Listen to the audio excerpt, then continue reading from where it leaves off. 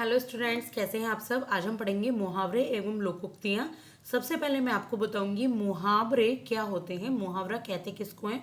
आपका बेस पहले क्लियर होना चाहिए। कभी कभी आपको लगता होगा कि मुहावरा और लोकोक्तियाँ दोनों ही एक होती हैं, ये दोनों में डिफरेंस होता है। क्या डिफरेंस होता है वो समझ लेते हैं। देखिए, जो मुहावरा होता है वो अरबी शब्द महावर का हिंदी रूप होता है। अरबी शब्द महावर का हिंदी रूप है और बोलचाल की जो भाषा होती है उसमें इसको व्यंग्यात्मक वाक्य कहते हैं। बोलचाल के वाक्य या व्यंग्यात्मक वाक्य भाषा में सजीवता, सरसता और सचेतनता का काम करते हैं और भाषा में स्वाभाविकता का विधान होता है। यानी कि स्वाभाविकता पता लगती है बोलचाल में कि हाँ, ये भाषा शुरू से लोग बोलते आ रहे हैं। भाषा में अर्थ और भाव का स्पष्ट यहाँ पर आपको क्या होता है, स्पष्टीकरण होता है और हृदय में उठे हुए भावों का पूर्णतः ज्ञान भी यहाँ पर होता है। तो भाषा में उठे हुए भावों का जो पूर्णतः ज्ञान है इसी को कहते हैं हम मुहावरा। इससे लोगों की पता लगती है कि हाँ, हृदय में जो बात उठ रही है तो वो क्या है। ठीक है, अब लोकोक्तियाँ क्या होती हैं, अगर हम लोकोक्तियाँ समझें तो देखिए सेम ऐसे ही है कि ये भी भाषा में सजीवता, सरसता, सचेतनता और स्वाभाविकता का विधान का गुणगान करती हैं और इसमें हृदय के विचारों और भावों की मुखरता का पता लगता है। लेकिन एक मेन डिफरेंस बताऊं क्या होता है, वो ये है कि जो मुहावरा है वो किसी एक इंसान उस मुहावरे को बोलता है और किसी एक इंसान के ऊपर लागू होता है। लेकिन लोकोक्तियों में ना समाज के अनुभव समाहित होते हैं। समाज के अनुभवों पर यानी कि बड़े लेवल पर ये लाइनें होती हैं और मुहावरे और लोकोक्तियों से हमारी हिंदी भाषा संपन्न है और तभी वो सुंदर और सजीव लगती है। अब मेन अंतर क्या होता है मुहावरे और लोकोक्तियों में, ये मत कहना कि मैम इन्हें क्यों पढ़ा रहे हो, ये तो आते नहीं है। नहीं आते, लेकिन अगर आपको ये क्लियर हो जाएंगे ना तो आप कभी भी इनमें अंतर नहीं भूल पाएंगे। आपको बिल्कुल क्लियर हो जाएगा हमेशा के लिए कि मुहावरे और लोकोक्तियाँ क्या होती हैं और आप इजीली उनको आपको लर्न भी हो जाएंगी। बेस क्लियर होना जरूरी है ना। तो देखिए, जो मुहावरे हैं वो पूर्णतः स्वतंत्र नहीं होते। यानी कि अगर आप मुहावरे बोलते हो ना तो इनका अपना कोई खास अर्थ नहीं होता एक, लेकिन जब आप इन्हें किसी वाक्य में रचकर बोलते हो, कोई एक वाक्य साथ में बोलते हो तो इनका एक अर्थ होता है। जबकि जो लोकोक्तियाँ हैं उनमें पूरे ही वाक्य का निर्माण होता है, उन्हें किसी वाक्यांश या वाक्य की जरूरत नहीं पड़ती। मुहावरे भाव को उद्दीपित करते हैं, किसी इंसान के हृदय में उठने वाले भावों को। लोकोक्तियाँ समाज में व्याप्त जो अनुभव हैं, जो उजागर करना है समाज के जो भाव हैं उनको व्यक्त करती है। मुहावरों से भाषा में चमत्कार प्रदर्शन होता है जबकि लोकोक्तियाँ भाषा में स्थिरता लाती हैं। मुहावरों से मंतव्य को स्पष्ट नहीं हो पाते। जैसे किसी इंसान का मंतव्य क्या है, क्या कहना चाह रहा है, ऐसे स्पष्ट नहीं हो पाता। लेकिन लोकोक्तियाँ अपने आप में स्वतंत्र है और मंतव्य को स्पष्ट कर देती हैं। तो अब हम समझेंगे कुछ महत्वपूर्ण मुहावरे और इनसे रिलेटेड देखेंगे हम क्वेश्चन। उसके बाद हम करेंगे लोकोक्तियाँ और फिर उनसे रिलेटेड देखेंगे हम क्वेश्चन। तो देखिए, मुहावरे क्या है, पहले हम समझते हैं मुहावरे, फिर हम समझेंगे लोकोक्तियाँ। तो यहाँ बहुत ही महत्वपूर्ण और मुहावरे मैं लेकर आई हूँ आपके लिए। देखिए, ये सारे मुहावरे नहीं हैं, ऑल ओवर मुहावरे बहुत ज़्यादा हैं, कोई एक नहीं है, बहुत मुहावरे हैं। लेकिन मैंने कोशिश की कि मैं इंपॉर्टेंट मुहावरे आपको हैंड रिटन नोट्स की फॉर्म में ला कर दूँ और फिर इसके बाद मैं आपको इनके क्वेश्चंस कराऊंगी। कुछ रह गए तो क्वेश्चन से वो कंप्लीट हो जाएंगे। ठीक है, अब देखिए पहला मुहावरा है टस से मस ना होना। टस से मस नहीं होता वो तो बिल्कुल मेरा बच्चा, इसका मतलब है अपनी जिद पर अड़े रहना। टांग अड़ाना, बेकार दखल देना, तिल का ताड़ बनाना, छोटी सी बात को बड़ी करना। दम तोड़ना यानी कि मर जाना, दम तोड़ दिया, मर गए। तिल का ताड़ क्यों बना रहे हो भाई, छोटी सी बात को बड़ी क्यों कर रहे हो। दांत खट्टे करना, बुरी तरह हरा देना।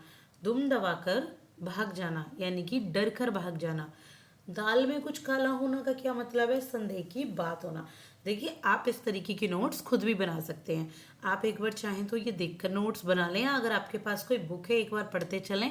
कोई पढ़ाता है तो हमें अच्छे से क्लियर हो जाता है ना, तो आप वहाँ पर अपनी बुक से भी पढ़ सकते हैं। एक बार रिवीजन आप यहाँ से कर सकते हैं। दूर से ही नमस्कार करना, पास ना आने देना। भाई ऐसे लोगों को ना दूर से ही नमस्कार है।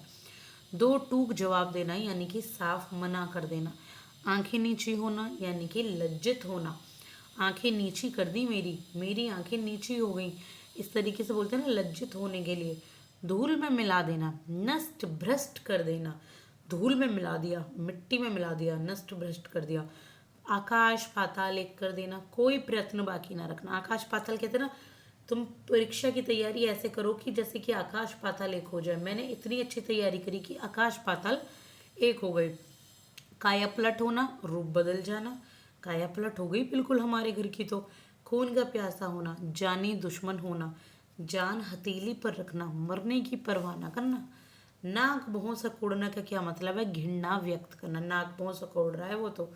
दिमाग सातवें आसमान पर होना, बहुत घमंड में होना। जब से ना फर्स्ट डिवीजन आई है ना क्लास में, दिमाग सातवें आसमान पर हो गया है।